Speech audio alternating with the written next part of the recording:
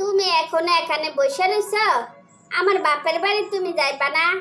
এই তুমি কথা বলো না কেন? তোমার সাথে আমি কিসের কথা বলবো? তোমার বাপের বাড়িতে কি আমার দাওয়াত দিছে যে তোমাদেরকে নিয়ে আমি ওই বাড়িতে বেড়াইতে যাব?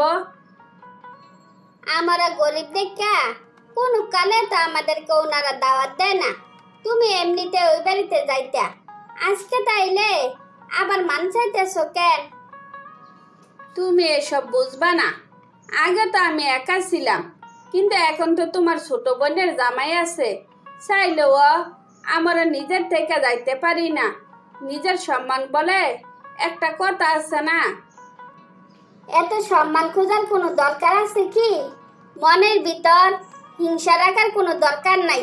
দরকার লাগলে আমরা ওই বাড়িতে থাকবো না, মা বাবার এক নজর দেখা চলে আসবো।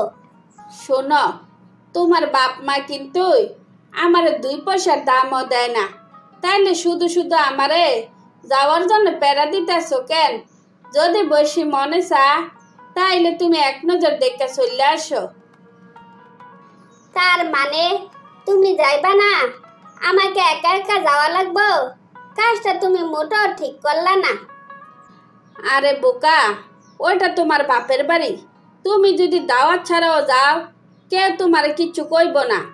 আমি তো আর রাগ করে যাইতাছি না, নিজের কাছে আনিজি লাগতাছে তো, তাই আমার যাইতে মন চাইতেছে না।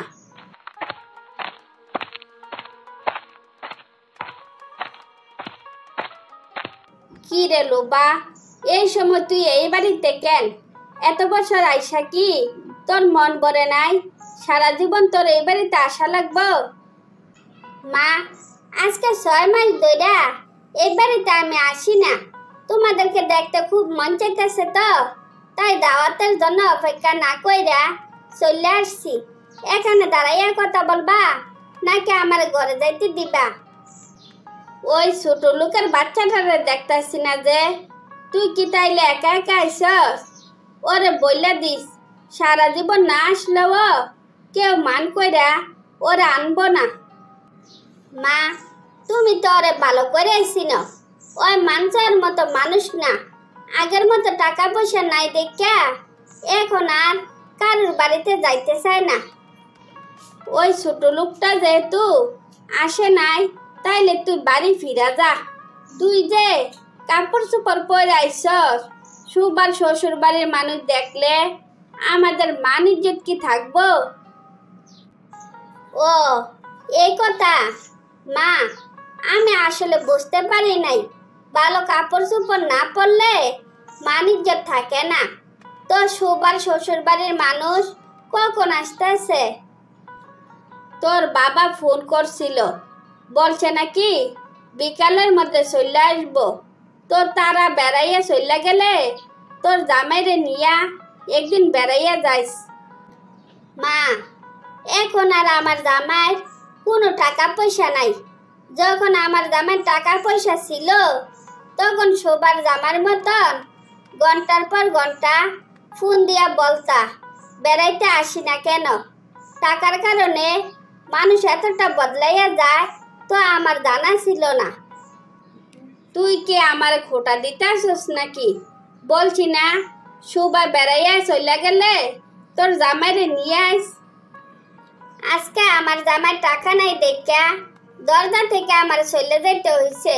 তো আমার যদি লজ্জা শরম থাকে, আমার মনে হয় না আমি আর কোনো দিন এই বাড়িতে আসবো।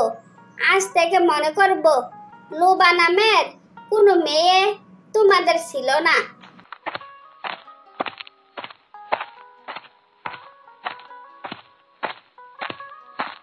কি ব্যাপার, তুমি যে গেলা 1 ঘন্টাও হইল না, ফিরা চলে আসলা যে?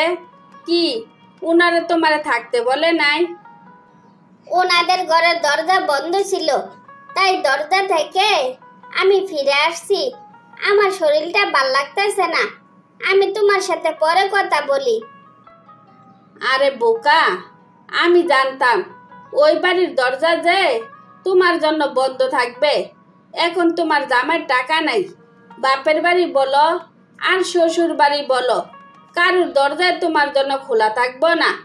আমি রান্না করছি, চলো একসাথে খাবো। তুমি খাইয়া নাও, আমার খিদা লাগলে আমি পরে খাবো। আমি একটা কথা বলি, এই দুনিয়ার কোনো মানুষ তোমারে 2 পয়সার দাম দিলে দিব, না দিলে নাই। আমার বাড়িতে তুমি রানীর মতো হইয়া থাকবা। তোমার কাপড় চোপড় দেখলে কেউ যেন বুঝতে না পারে আমরা 3 বেলা খাইতে পাই না। আমারে রানীর মতো হইয়া থাকা লাগবো না, কারুর বাড়িতে আমি আর কোনোদিনও যাব না। খাইয়া থাকি আর না খাইয়া থাকি, এই বাড়িতে আমি থাকবো। কারুর আশেপাশে দিয়া আমি আর যাব না। তারপর লোবা সুখে দুঃখে স্বামীর সাথে বাকি জীবন কাটিয়ে দিল। নিজের বোনের বিয়ে ভেঙে যাওয়াতে এমনি দৌড়াইয়া আসছেন, যখন অন্যের বোনের বিয়ে ভেঙে যায় তখন কি ওই খারাপ লাগাটা আপনার ফিল হয় না? আমি সেদিন বাবার কারণে বিয়ে ভেঙে চলে গেছিলাম ঠিকই, কিন্তু আদৌ তোমার আপুকে আমি বলতে পারিনি, তাকে আমি আজও মনে রাখছি। আমিও আপনার বোনকে মনে রাখবো, কিন্তু বিয়ে করতে পারবো না। এবার আপনি সম্মানের সাথে যাইতে পারেন। ভাই, তুমি এভাবে কথা বললো না, আমার বোনের জীবনটা তুমি নষ্ট করো না।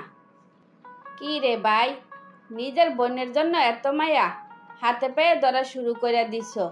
যেদিন আমার বাবা তোমাদের হাতে পায়ে ধরছিল সেদিন তুমি কি করছিলা? সেদিন তো আমার বোনের জন্য কিছু করতে পারো নাই।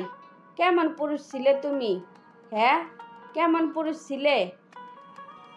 আমি তোমার বোনের জন্য কিছু করতে পারি নাই, তা ঠিক আছে, তাই বলে আমি কিন্তু আর কাউকে আমার জীবনের সাথে জড়াই নাই।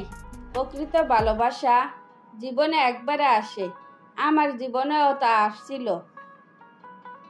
এরকম ভালোবাসার গোষ্ঠী কিলাই, যে ভালোবাসার জীবনের সুখ কাইরা নেয়, সেই ভালোবাসার আমি ঘৃণা করি, ঘৃণা করি, ঘৃণা করি। এই ভালোবাসার জন্য আমার বোন 10 বছরে 10টা কথাও বলে নাই, পাথরের মতো নিথর হইয়া গেছে।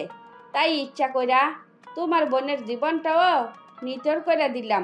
দেখো এখন কেমন লাগে।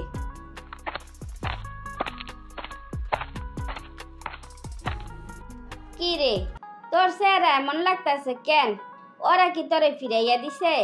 কি রে, কথা বলস না কেন? কি কথা বলবো?